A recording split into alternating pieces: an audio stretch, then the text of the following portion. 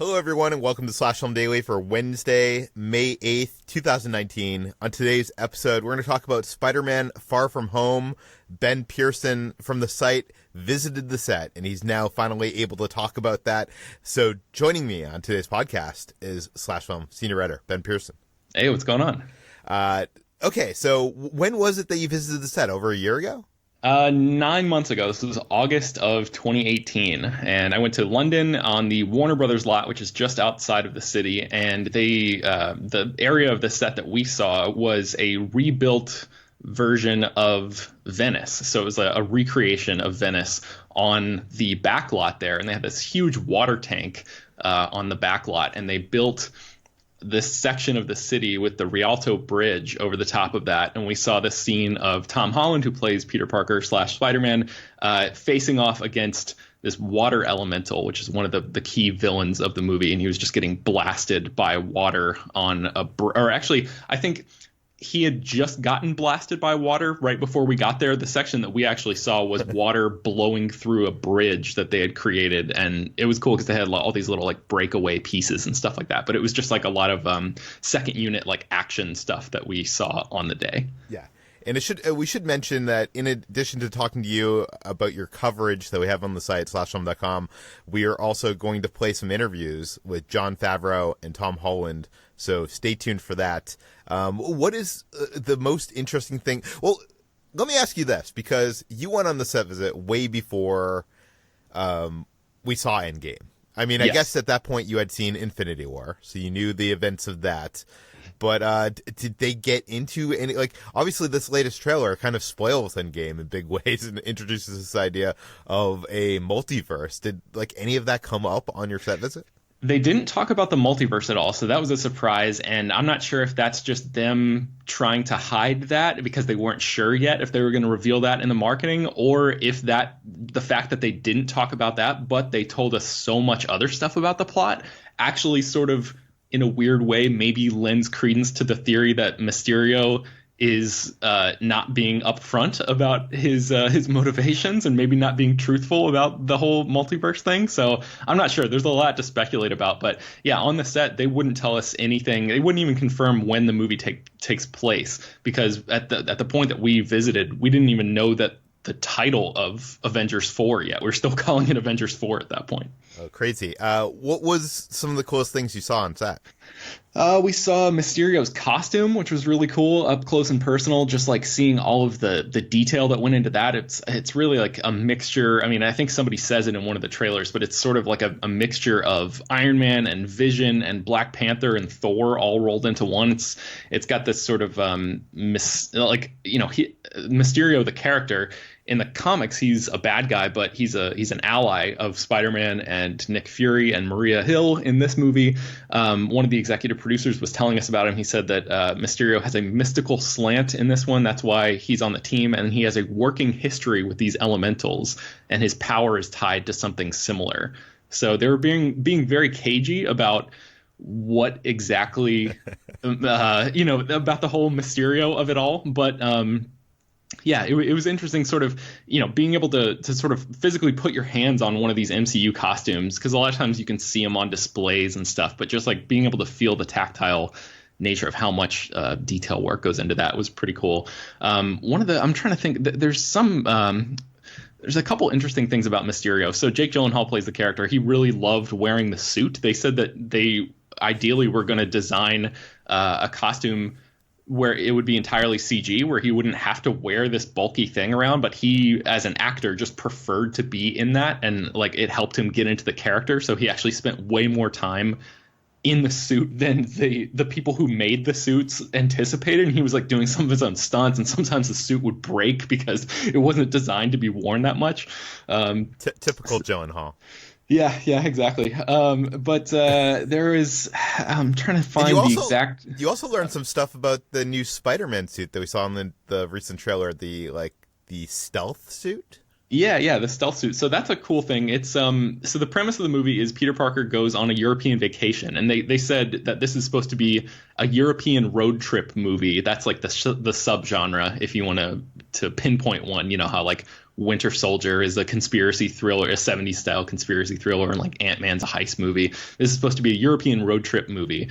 And when Peter goes overseas, he doesn't want to put on his traditional Spider-Man costume because he tells Nick Fury so Fury shows up in his hotel room in Venice and tries to recruit him, and Peter Parker just wants to hang out with his friends and be on this vacation. And he says something like, there's got to be somebody else that you can call because the last time I went on a field trip, Spider-Man showed up. So don't you think somebody's going to put two and two together? If Spider-Man shows up here, my secret identity is like an important thing to me. So like, I appreciate that you want my help, but like maybe find somebody else.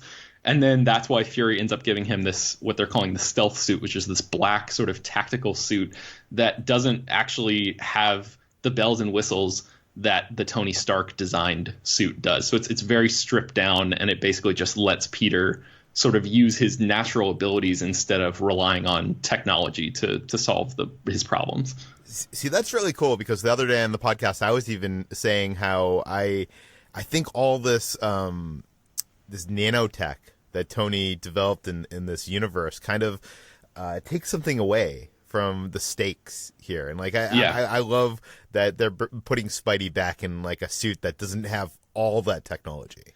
Yeah, I agree. And they were talking about how funny it was because the stealth suit is, it's got like sort of a sleek look, but Spider-Man as a character, Peter Parker, is supposed to be, perpetually uncool as a character. Like Nick Fury is like the epitome of cool. He strolls into a room wearing a leather jacket and just looks like a badass. But Peter Parker is this kid who tries but just doesn't ever look cool. So they said that for the stealth suit, they wanted to keep the Spider-Man goggles on it so Peter can, see and do all that stuff. But they wanted to make those goggles like those cheesy flip-up versions of like those glasses, the sunglasses from the 1980s, like Ed Rooney wears in Ferris Bueller's Day Off. So, and he has to operate those manually. So there's no like cool button that he can push like Star-Lord or anything where it's like this mechanism comes in. It's just like him looking really dumb by flipping up these goggles. And they were talking about how that was like one of their visual touchstones in the movie. Like, the design team was trying to make the stealth suit look cooler, like an Iron Man type of helmet, and they're like, no, sending the designs back, being like, it has to look dumber than that when he flips it up, because that's kind of the point.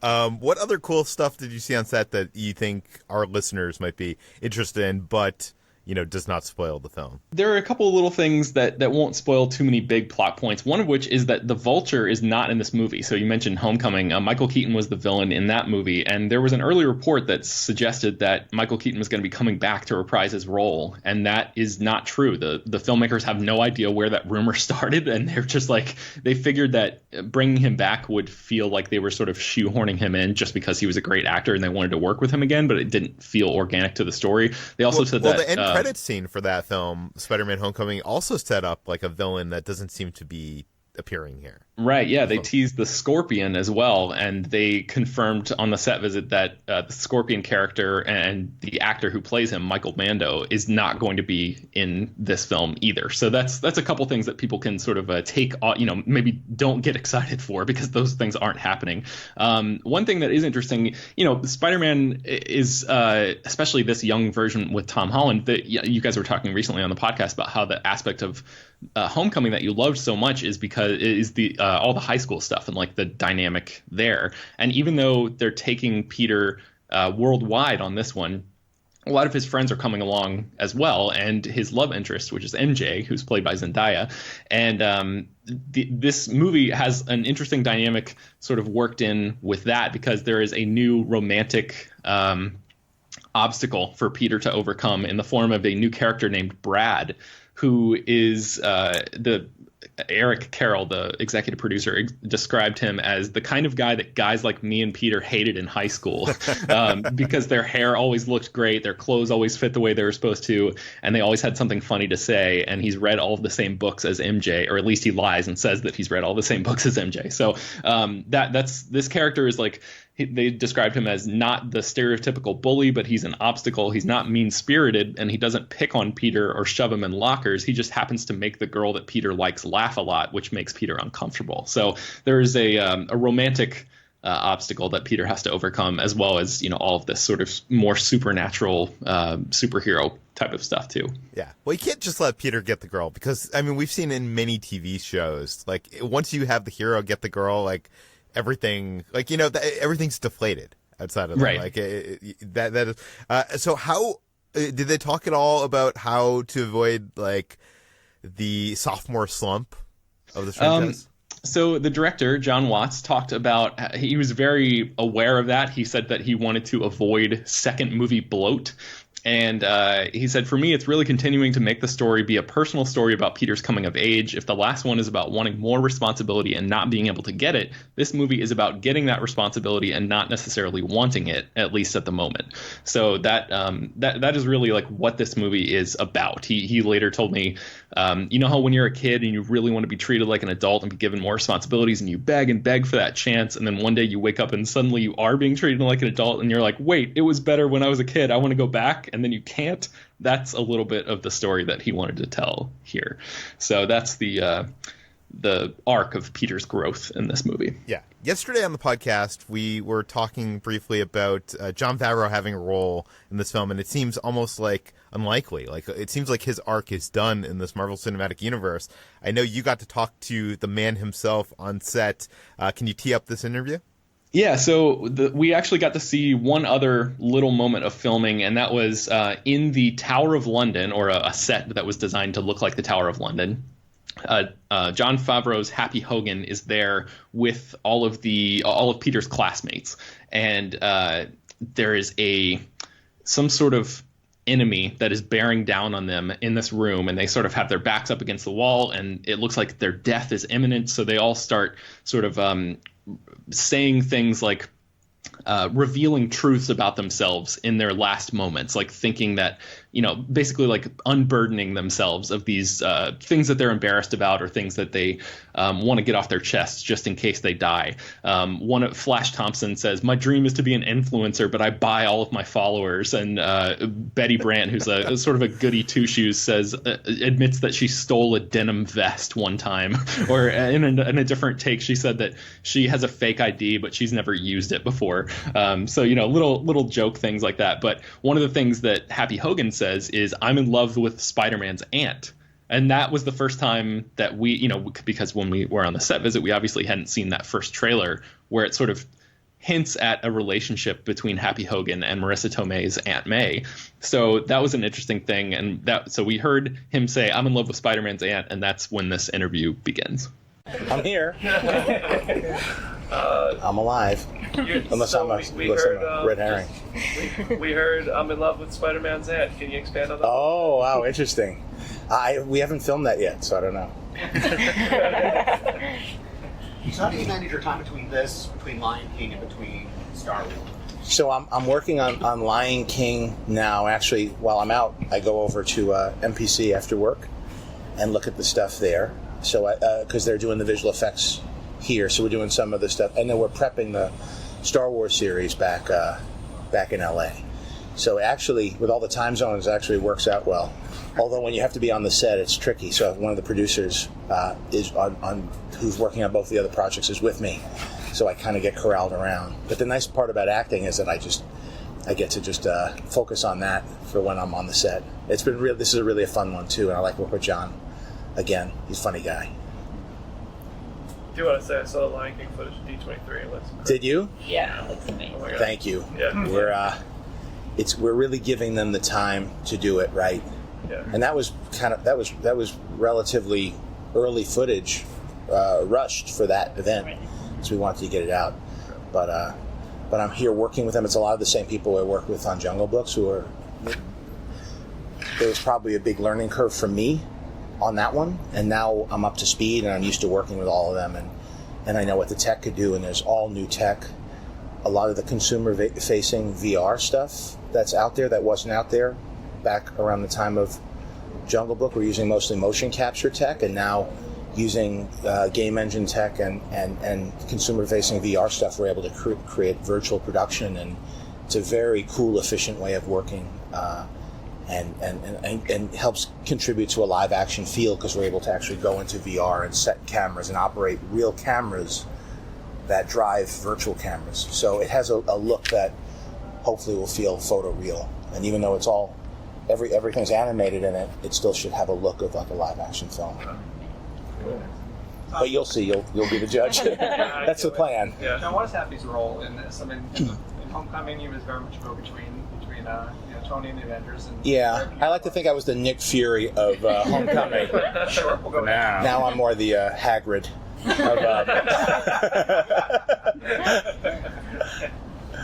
But I'm having a lot of fun because I know a lot of the actors. I really liked how Homecoming came out.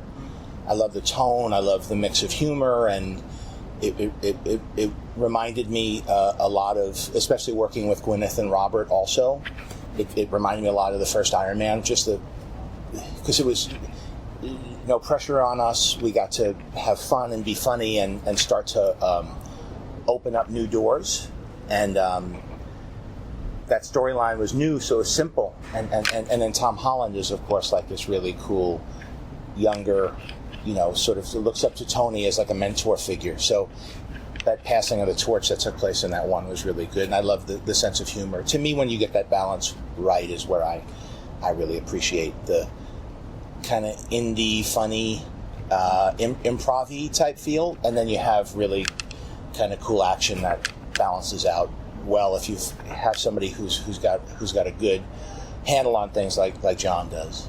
What kind of technology is your character looking at in this movie, like within the universe? Because we heard you say vibranium, we know there's the stealth suit kind of stuff Yes. like that. What can you say about how that kind of stuff is involved? I try to know as much as my character does, so I try not to know too much. But I know enough to... he's... Happy isn't somebody who's innovating technology, but he's one who's been around it for a long time. And so some of the stuff is still the Stark stuff, and there's new stuff, and there's always, and Spider-Man's sort of a tech hero.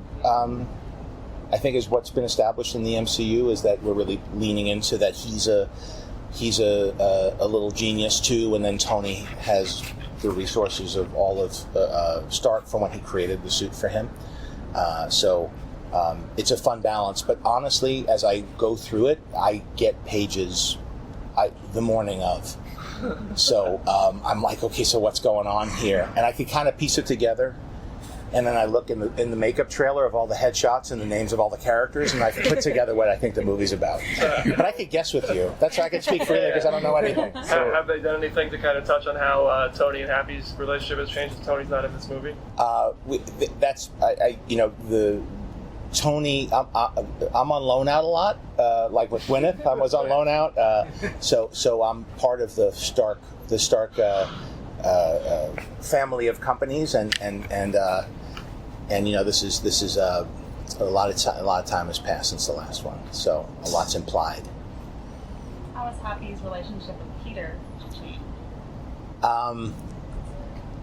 Well, they were through a lot together, and I think that his relationship with Tony, Peter's with Tony, and Happy's always been very loyal to Tony, going back to the books too, and it's something that was, remember, I started playing this because I just wanted to give myself a cameo. I was basically an extra in the first one. And what's really super strange for me is that it's how all of this has evolved into something so, how should I put it? Every little thread plays out into other things. So my neighbor was Clark Gregg. I asked him to play a S.H.I.E.L.D. agent. Paul Bettany, I actually worked with on Wimbledon. We shot at Shepperton. And I asked him to do the voice. He never even saw the first movie. And then he turned into the Vision. And Clark Gregg turned into Agents of S.H.I.E.L.D. And so it's a little surreal for me, to be honest with you, how all these little things that were just... Nick Fury doing a post-credit scene as like the Easter egg for the fans turned into... the foundation for the whole Avengers MCU thing. So it's so nothing's wasted. So every little detail the fans really know. So anytime we lean into it and try to reinforce that, it seems to help bring a little more humanity and depth to it. So Happy's not a traditional chaperone. So what is he doing in No, London? now I kind of am because it's with the kids. So I wasn't kidding. I'm kind of turning. I was just joking. I was like, I'm kind of Hagrid here, and they're like, yeah, you kind of. And they were all figuring out who they would be from Harry Potter, and maybe because we're here shooting it, surrounded by, because they serve us. That's what we get butterbeer for lunch. Is he there just to protect Peter, or is he? He's sort of, by extension, all these kids are in my charge, because just by association with Peter, they're drawn into a world that's a lot more dangerous than the high school experience that these kids should be going through. And it's cool for me because the school's kind of based on the high school I went to, Bronx Science. So I'm very, I'm throwing out geeky lines to them, acting too cool for my character. I'm like, that's actually not a spear, it's a halberd. Like knowing what every weapon in there is. I remember from my Dungeons and Dragons days. So it's kind of fun. I'm from Queens also. So like in Captain America, when they showed like Queens, when they cut to Queens, and that was the big Chiron, my heart jumped. I was like, because you're from Queens, you don't really get that top billing like that. It's usually a punchline. Would you ever jump back into Sandbox and direct one?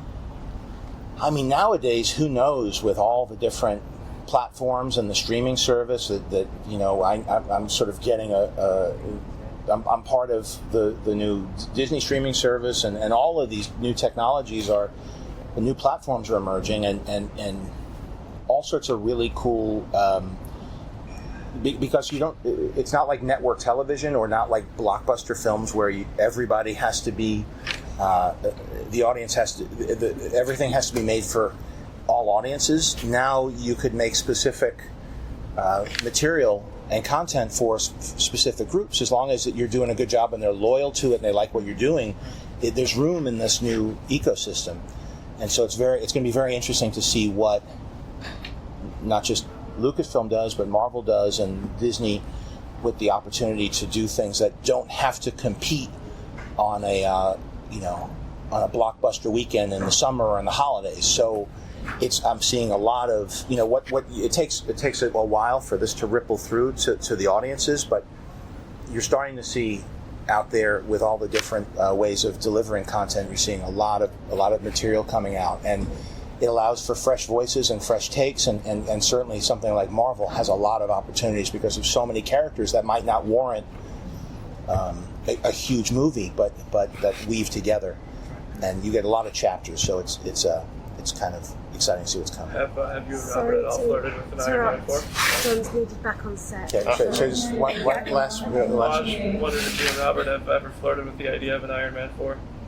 We haven't talked about 4. I've talked to Kevin about it to see what they're up to, but we definitely love working together, and we love these characters. So we talk about what it would be, and we always joke about the Freak storyline, which is a Happy Hogan storyline where he turns into a Hulk-like character. So we joke about that, though. No plans as of yet. Anyway, thank you. Pleasure talking to you. Very cool. And up next, we have your interview with Tom Holland from set. What do we need to know? Yeah, so he, I guess this is going to be the 5th time that he plays Spider-Man, which is more than anybody else on film. So that's a cool moment, a cool trophy for Tom Holland to have as an actor. So we talked to him a little bit about the difference between, the huge scope of the Avengers movies and coming back down to something a little bit more grounded here.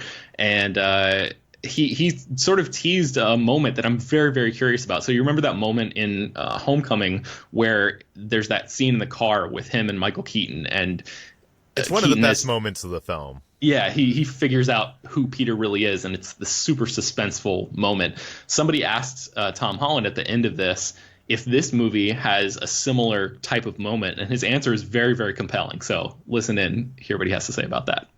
So what do you guys know? It's actually easy. They told us the whole movie. They just want you to rehash it for us. Yeah, the whole movie. Yeah, it's crazy. Somehow I don't believe it. They focus more on like Avengers 4 and all that stuff. Oh, really? Yeah. Really? Well, I know nothing about that. There's no point asking me questions about that. But what's up, guys? How much? How's it feel? You're going to be playing. This film will be your 4th time as Spider-Man. How's it change? You'll be have played Spider-Man more than anyone else when this film comes out. Feels pretty good, man. Feels pretty good. It's an amazing experience as an actor, and such a privileged experience as an actor to get to play a character that you love so much, time and time again. I definitely have the mindset of, if you want to make 20 of these movies, then I'm down, because it's really fun. So it's been a real privilege and been so much fun. Maybe even more fun this time around than the last one, and it's been great. How is it to go from doing the Avengers movies about it that big and the big huge cast to come back and do your own movie with your own supporting characters? That's a good question. The Avengers movies feel so removed from what we were doing in Homecoming and Far From Home especially, because obviously our films are about people who are so grounded in reality, people who are very real, and then when you get into the world of the Avengers, that's the complete opposite. You know, we have characters from all over the galaxy mixing with each other, and it's a very different feel on set, because you have people who are blue and green, Iron Man and stuff, and it's pretty crazy, but this is a bit more low-key and feels a bit... I always describe these movies like the biggest indie movies ever made, because it does just feel like we're making a high school movie that happens in Europe. Yeah. What's Peter Parker's headspace like in this movie? Love. He's very much love-driven in this film, and taking a break. This film is all about him trying to take a break, but the responsibility of being Spider-Man always taking over, which is quite funny, because the first film we were really keen to show Peter Parker enjoying his powers and really wanting to be Spider-Man. Now we have Peter Parker who still loves the aspects of Spider-Man, but just needs a break, just needs a holiday like everyone does at times, and that's not possible when you're a superhero and you have responsibilities to save lives. So it's an interesting balance of kind of watching a kid do his homework. That's kind of how I'm describing it. Now, the first one had kind of like a John Hughes vibe. Mm-hmm. Does that carry over to this movie, or is it more of a spy thriller with bringing in Nick Fury and all those elements? This film's kind of like if Spider-Man Homecoming and Spectre had a baby.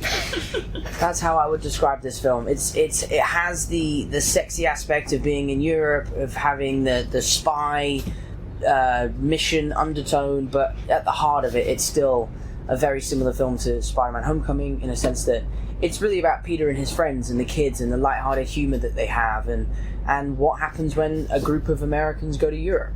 You know, it's a pretty amazing experience. So it's pretty similar, but it just has a new undertone of super cool spy stuff.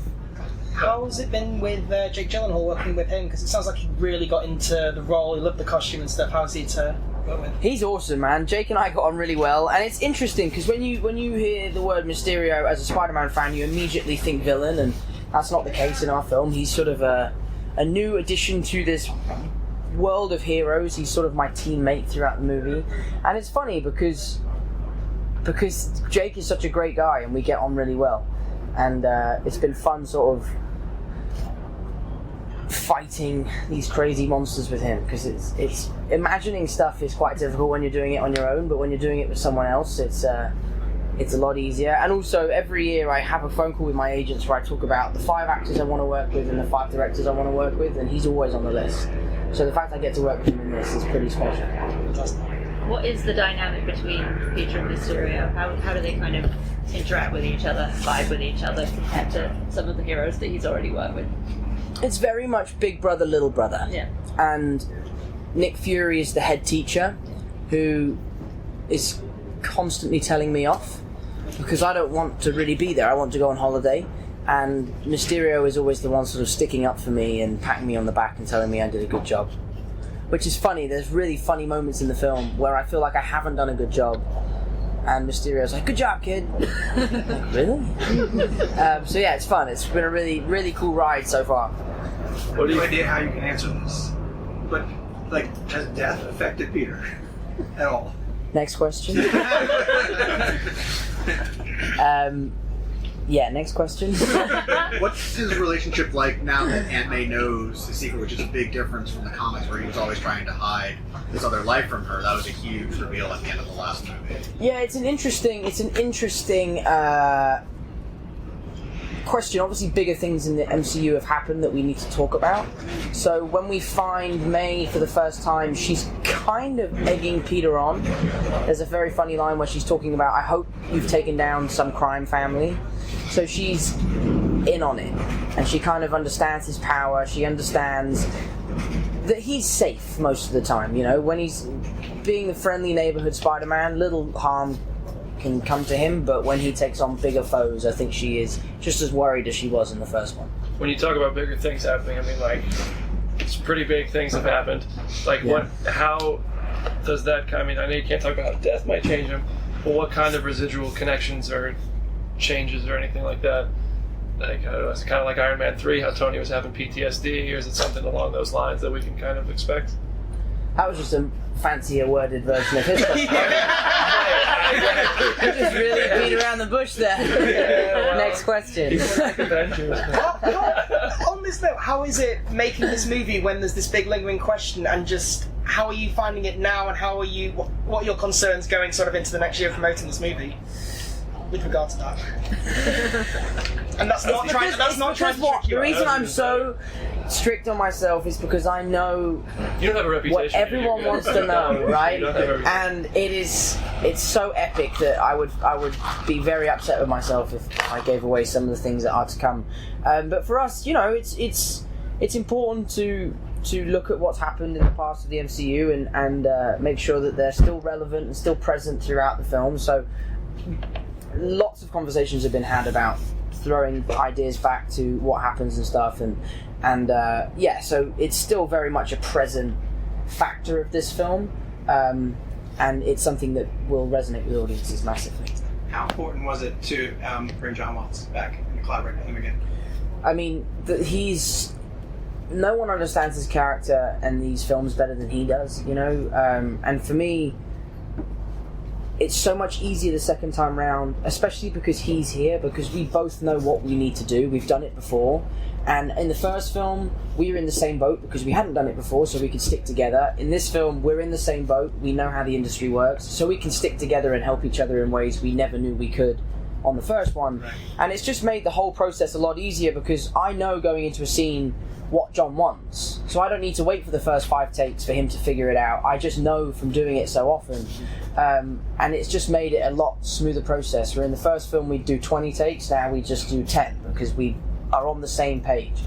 And I thought the first film was so unique compared to other superhero movies in the sense of how young it was and how diverse the cast was. And it was a no-brainer that the second film needed more of that. So who better to bring back than the guy that did it in the first place? So I'm so happy to have John here. Your character is so movie savvy. Does he go around like saying like I'm in a James Bond movie or any other kind of movie references like that?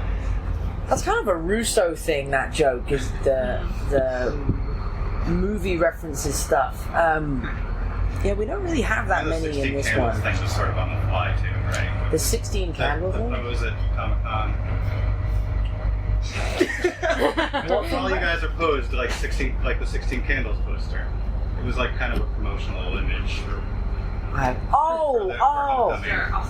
Yeah, I don't know what that. I don't know what 16 Candles is. Dude, sorry. It's so funny. The 2 films I've referenced in their movies. The first one is Empire Strikes Back, and the second one is Alien.